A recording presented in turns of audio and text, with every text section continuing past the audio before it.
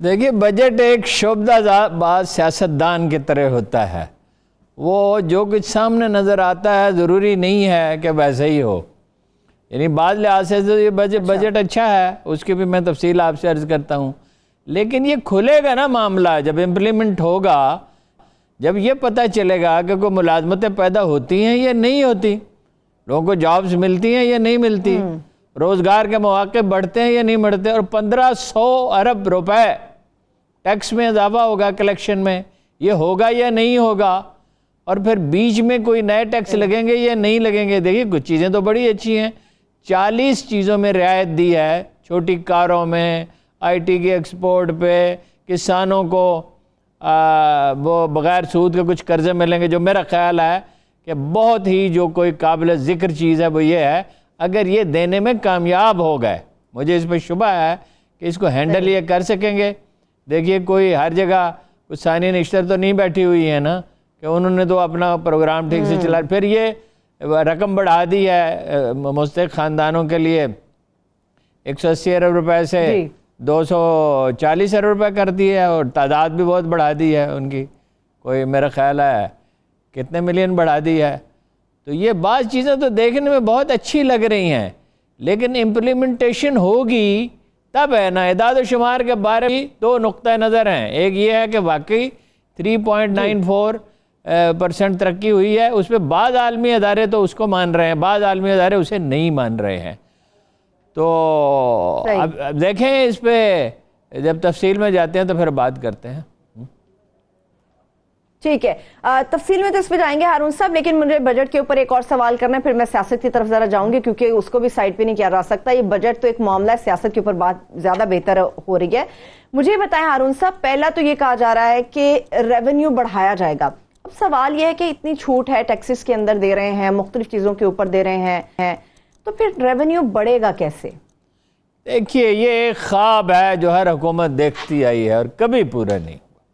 15% tax collection ہے، 16% بھی رہی ہے انڈیا میں، اور ضیاء-ال-حق کے زمانے میں 16% تھی، لیکن جب آپ 30-40 لاکھ دکانداروں کو بالکل ایگزیمپٹ کر دیتے ہیں کہ ان سے نہیں لینا، ریٹیل والوں سے نہیں لینا، یہ سروسز میں تو آپ ٹیکس، وکیل کہاں ٹیکس دیتے ہیں، ڈاکٹر کہاں ٹیکس دیتے ہیں۔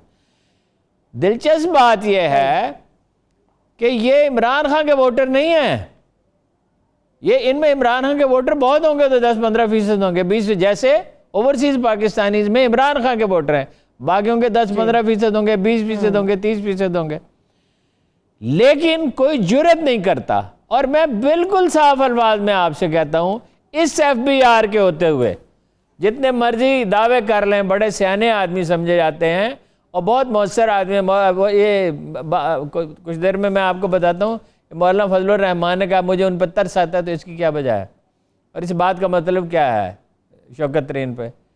اچھا، بڑی شاندار گفتگو کرتے ہیں، بہت وسیع دائرہ اثر، کسی بینکر کا اتنا وسیع دائرہ اثر نہیں ہے۔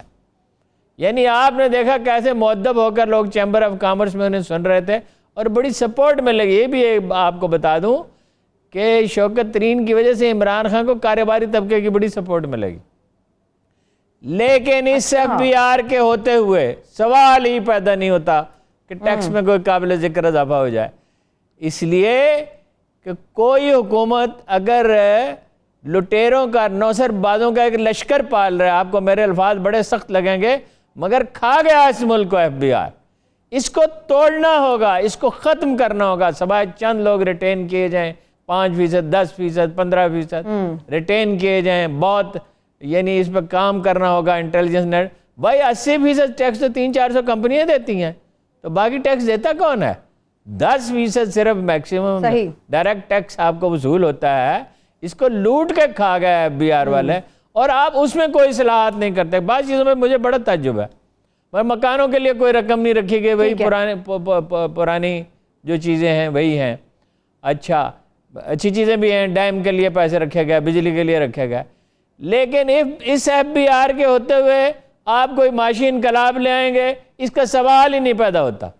اور عدالتی انصاف تو ایک الگ مسئلہ ہے نا، جسٹس سسٹم، اس پہ ہم بات کرتے رہتے ہیں، پھر اس پہ آگے آئیں گے تو پھر بات کریں گے دوبارہ۔ ٹھیک ہے، چلیے ایف بی آر کی آپ نے بات کی، میں پھر اس کے اوپر تفصیل سے وقتاً فوقتاً بات کریں گے۔ ہارون صاحب، سیاست میں بھی بڑی ڈیولپمنٹس ہو رہی ہیں، بہت نئی چیزیں آ رہی ہیں، ایسا محسوس ہوتا ہے جہانگیر ترین صاحب کے ساتھ کوئی معاملہ طے پا گیا۔ ہارون صاحب، انہوں نے کہا کہ میری فتح ہو گئی ہے، مگر بجٹ سے کوئی تعلق نہیں ہے اس کا۔ دیکھیے بجٹ سے کوئی تعلق نہیں، اچھا بات یہ ہے کہ بجٹ منظور کرانے کے لیے تو کرنا پڑا جی سب کچھ، اور ویسے یہ علی ظفر کی رپورٹ ان کے علی ظفر کی رپورٹ تو ان کے حق میں تھی، اس کی کوئی تردید حکومت نے نہیں کی۔ اچھا وہ جو ہیں، میں نے ایف آئی اے سے جہاں تک میرے سورسز ہیں میں نے پتہ کیا تو ایف آئی اے کے لوگ بھی یہی کہہ رہے تھے، بلکہ وہ تو ایسا لگتا ہے کہ بہت زیادہ ناخوش ہوئے شہزاد اکبر ان سے، جاوید ضیاء سے۔ جاوید ضیاء جیسے افسر بہت کم ہوتے ہیں، واجد ضیاء جیسے افسر بہت کم ہوتے ہیں، پاکستان کے امریکہ میں بھی کم ہوں گے، جاپان چین میں بھی، دنیا میں ایسے نادر روزگار آدمی ہے۔ ایسا لگتا ہے کہ اس نے بھی کہا کوئی بات نہیں مانی شہزاد اکبر صاحب بہت مؤثر ہو گئے ہیں، بہت ہی، اور اس حکومت کی تباہی میں اگر کوئی شخص چند لوگ مرکزی کردار ادا کریں گے، ایک تو وہ ہے نا جو لاہور میں بیٹھا ڈپٹی کمشنر کی پوسٹیں بیچ رہا ہے، کوئی 8واں کالم آج اس پہ چھپ گیا ہے، لوگ کچھ نے تو نام بھی لکھ دیے، ان ڈپٹی کمشنروں کے نام لکھ دیے، بعض نے رقوم لکھ دیے۔ ایک تو یہ ہوں گے، ایک عثمان بزدار صاحب کے کارنامے اس میں ہوں گے، ایک ان کے رشتہ داروں کے ہوں گے۔ یعنی میں گجرانوالہ میں آپ کو بتاتا ہوں کہ 250 پلاٹ بیچ دیے ایک ہاؤسنگ سوسائٹی نے، جن کا پنجاب کی حکومت سے بھی تعلق ہے اور مرکز میں بھی جن کا رسوخ ہے، اور 1 انچ زمین ان کے پاس نہیں ہے۔ کل گجرانوالہ کے لوگ رو رہے تھے، میں نے کہا خریدے ہیں تو روتے کیوں ہو؟ پہلے پتہ کرتے، تمہیں پتہ نہیں ہے کس قسم کے نوزر باز لوگ ہیں۔ ایک ڈپٹی کمشنر ایسا بھی ہے جس کے لیے ادائیگی کہا جاتا ہے کہ ایک ہاؤسنگ سوسائٹی نے کی ہے۔ خیر، وہ جاوید ضیاء کو تو انہوں نے کر دیا، لیکن اب یہ بات واضح ہو گئی کہ جہانگیر ترین صاحب کا گروپ جو ہے وہ ووٹ دے گا، کوئی ایمبیگوٹی اس میں نہیں رہی، وہ بالکل پوری طرح کمفرٹیبل تھے آج۔ اب سوال یہ ہے کاف لیگ والے ووٹ دیں گے؟ کاف لیگ والے ووٹ دیں گے؟ ہاں دیں گے۔ یعنی آپ نے چودھری شجاعت حسین کی باڈی لینگویج کو ٹھیک ریڈ کیا، لیکن یہ ہے کہ وہاں کچھ رپھڑ ہیں، مسئلے ہیں وہاں کچھ، مثلاً وہ رزاق داؤد کیا ہے معاملہ تھا صاحب؟ رزاق داؤد صاحب ہیں غالباً ان کے ماحولیات کے وزیر کاف لیگ کے۔